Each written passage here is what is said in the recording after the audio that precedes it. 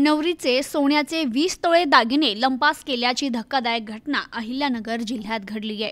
अहिल्यानगर जिल्ह्यातील राहुरी येथील नगर मनमाड रोडवरील एका मंगल कार्यालयात 6 नोव्हेंबर रोजी रात्रीच्या विवाह सोहळ्यादरम्यान आलेल्या 2 अज्ञात भमट्यांनी सर्व पाहुण्यांच्या डोळ्यात देखत नवरीचे 20 तोळे सोन्याचे दागिने असलेली बॅग हिसकावून धूम ठोकली।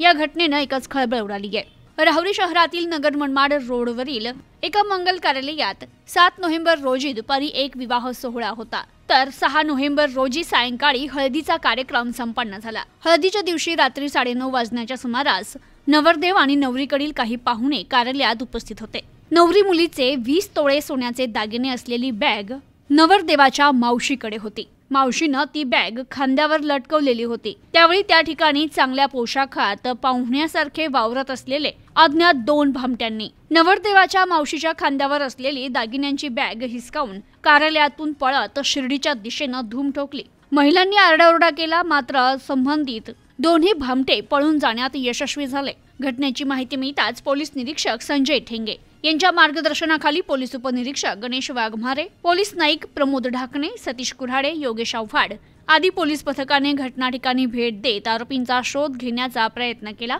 मात्र आरोपींचा शोध लागला नाही। पोलीस पथकाने मंगल कार्यालय परिसरातील सीसीटीव्ही फुटेज तपासले असता 2 भामटे बॅग घेऊन पळत असल्याचं दिसून आलंय। या आरोपींचा पोलीस शोध घेत आहेत।